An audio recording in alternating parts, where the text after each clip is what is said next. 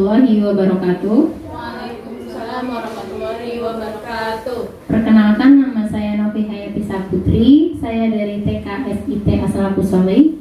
Di sini saya akan memaparkan tentang merancang pembelajaran PAUD. Tujuan kita pada hari ini, peserta dapat merancang kegiatan dan mengaitkannya dengan tujuan kegiatan yang kontekstual. Kedua, peserta dapat mengembangkan rencana kegiatan dari sumber ide cerita sesuai minat anak didik. Peserta dapat membuat asesmen otentik sebagai bagian dari proses pembelajaran. Merancang pembelajaran. Eksplorasi konsep 1. Pertama, saya mau bertanya dengan ibu-ibu, Bu Mita dan Bu Titi, mengapa rencana pembelajaran dikaitkan dengan tujuan kegiatan? Silakan Bu Titi.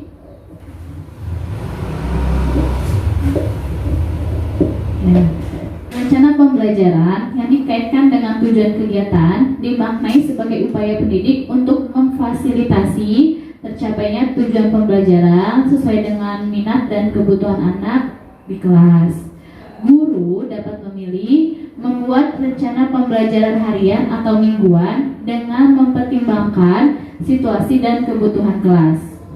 Jika dalam sekolah ada beberapa kelas, tentu rencana pembelajaran dan pilihannya tidak harus sama, jadi boleh berbeda seperti itu.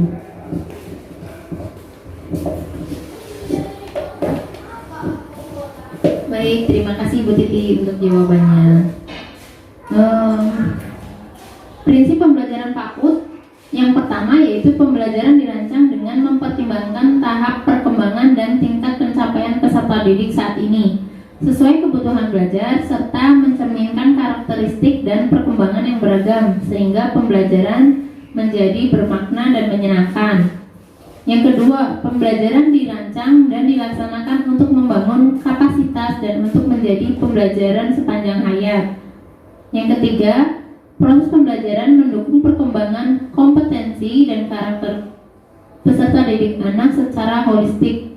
Yang keempat, pembelajaran yang relevan yaitu pembelajaran yang dirancang sesuai konteks, lingkungan, dan budaya peserta didik serta melibatkan orang tua dan masyarakat sebagai mitra. Yang kelima, pembelajaran berorientasi pada masa depan yang berkelanjutan. Untuk pertanyaan kedua, boleh dijawab oleh Bu Mita, apa saja yang harus diperhatikan dalam merancang pembelajaran? Baik, yang harus diperhatikan dalam merancang pembelajaran yaitu yang pertama, tujuan kegiatan. Tujuan kegiatan yang telah dibuat dengan mempertimbangkan kebutuhan anak didik. Yang kedua yaitu ketertarikan dan minat anak.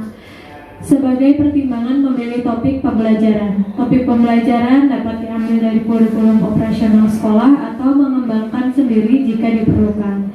Yang ketiga yaitu sumber ide cerita sesuai topik pembelajaran sebagai inspirasi dalam merancang kegiatan yang bermakna dan menyenangkan.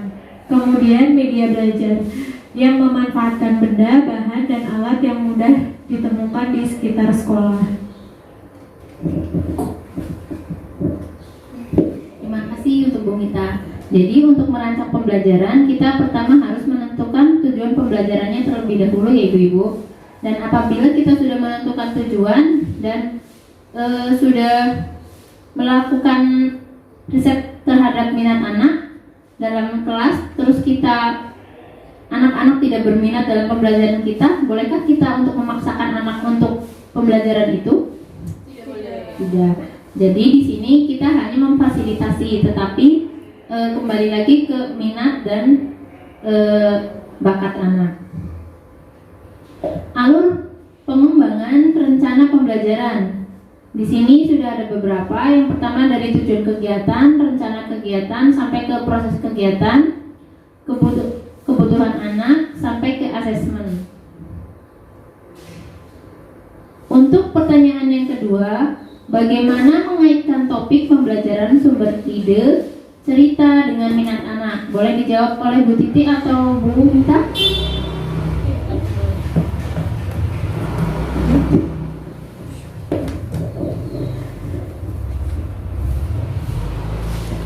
Cara mengetahui minat anak dapat diketahui dengan cara mengamati apa yang sedang dilakukan oleh anak. Yang kedua, cara anak berinteraksi dengan orang lain atau objek sekitar. Yang ketiga, melalui celotehan anak.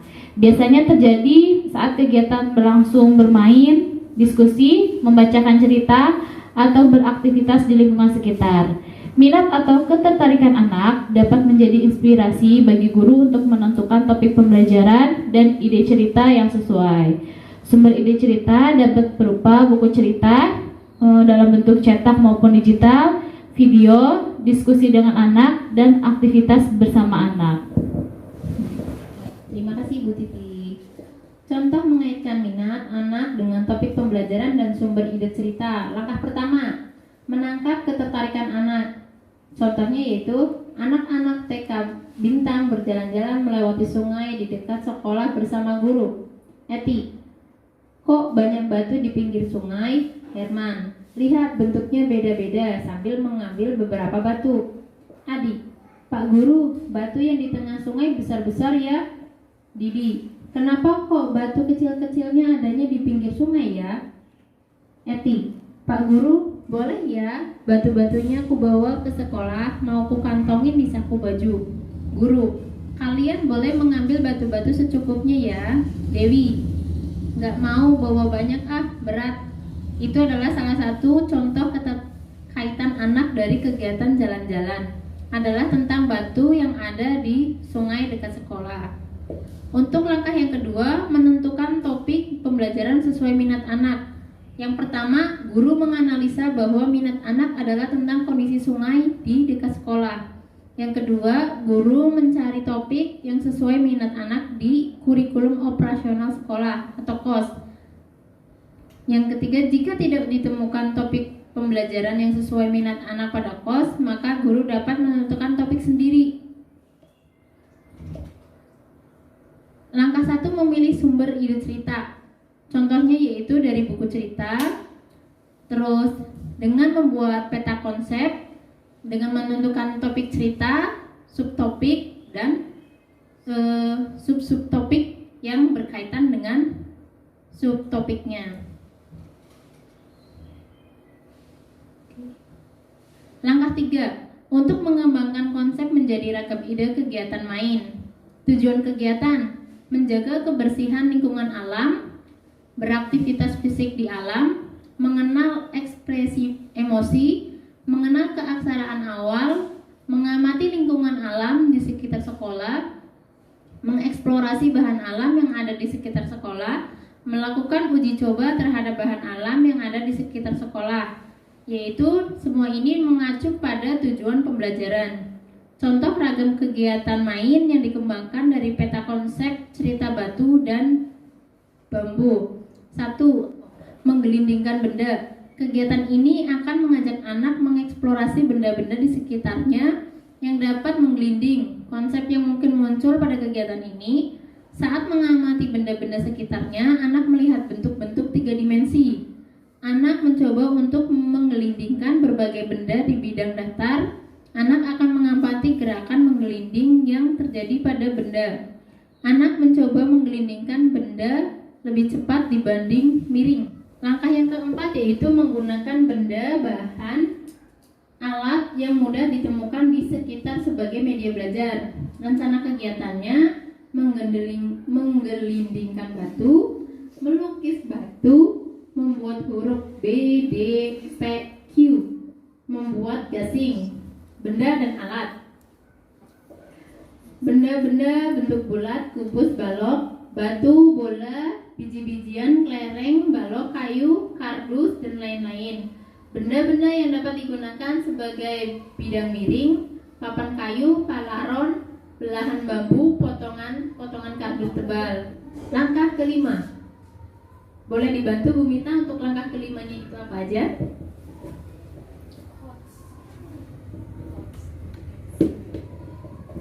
Selanjutnya yaitu langkah kelima, membuat pertanyaan pemantik terkait rencana kegiatan.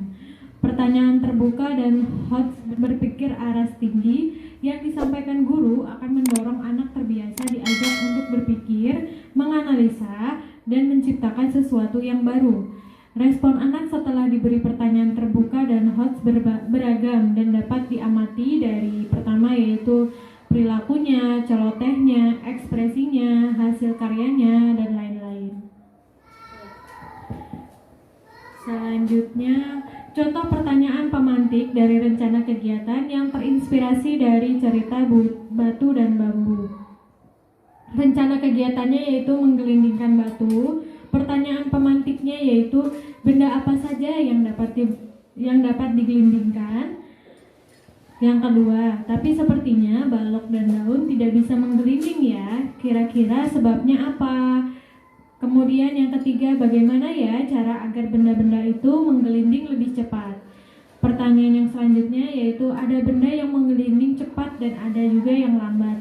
Kira-kira mengapa ya? Kemudian rencana kegiatan yang kedua yaitu melukis batu. Pertanyaan pemantiknya ada 4 di sini ya. Yang pertama, apa yang kamu butuhkan untuk melukis wajah pada batu? Ada bagian wajah apa saja di batu yang kamu lukis? Apa ekspresi wajah batu yang kamu lukis? Bisa kamu ceritakan mengapa wajah batunya berekspresi seperti itu? Kemudian rencana kegiatan yang ketiga yaitu membuat huruf B, D, P, dan Q. Pertanyaan pemantiknya, di cerita batu dan bambu tadi, apa yang terjadi saat mereka menari-nari ya? Kemudian bagaimana cara membuat bentuk seperti huruf tadi dengan alat dan bahan yang kita miliki? Selanjutnya yaitu apakah kamu ingin mencoba membuat bentuk huruf dari sebuah kata? Apa kata yang paling kamu ingat? Selanjutnya yaitu rencana kegiatan membuat gasing. Bagaimana cara agar benda-benda ini bisa berputar? Kemudian, apakah ada cara lain untuk memutarnya? Bagaimana caranya agar gasing berputar lebih lama? Terima kasih Bu Mita. Untuk langkah ke-6 yaitu menyusun rencana pelaksanaan pembelajaran atau RPP. Ragam rencana kegiatan yang dikembangkan dari peta konsep dapat menjadi kegiatan inti pada RPP. Kegiatan pembuka berisi kegiatan yang dapat membuat suasana kelas jadi menyenangkan dan nyaman. Kegiatan pembuka disesuaikan dengan topik dan kebutuhan anak. Kegiatan penutup berisi kegiatan yang mengajak anak menguatkan pengalaman selama pembelajaran. RPP dapat dikembangkan menjadi modul ajar. Ingat, format RPP atau modul ajar menyesuaikan kebutuhan satuan PAUD. RPP dapat dibuat harian atau mingguan. Prinsipnya adalah bahwa dokumen perencanaan tidak membebani pendidik secara administratif, tetapi perlu ada sebagai bagian dari dokumentasi pembelajaran dan sekaligus sebagai acuan dalam melakukan refleksi dan asesmen harian. Komponen rencana pelaksanaan pembelajaran RPP. Yang pertama, identitas. Identitas yaitu yang terdiri dari nama satuan PAUD, kelompok usia, tema atau topik, semester atau tahun ajaran. Selanjutnya ada tujuan kegiatan, alat dan bahan. Alat dan bahan di sini ada 3 diantaranya sumber ide cerita, benda atau bahan. Kemudian yang ketiganya alat. Selanjutnya kegiatan pembelajaran yang terdiri dari 3 satuan juga, pembuka, inti, dan penutup. Dan yang terakhir adalah refleksi anak didik dan guru yang dilampirkan seperti peta konsep dari sumber ide cerita. Komponen modul ajar. Yang A yaitu informasi umum, identitas, kompetensi awal, peta konsep, sarana dan prasarana. Yang B komponen inti, tujuan kegiatan, pemahaman bermakna, pertanyaan pemantik, kegiatan pembelajaran, asesmen, refleksi siswa dan guru. Dan yang C-nya yaitu lampiran seperti refleksi bahan bacaan guru dan siswa, glosarium, daftar pustaka. Silakan untuk selanjutnya ibu-ibu mengerjakan LK yang sudah disediakan. Sekian untuk pertemuan pembelajaran hari ini. Kurang lebihnya mohon maaf. Wassalamualaikum warahmatullahi wabarakatuh. Waalaikumsalam warahmatullahi wabarakatuh.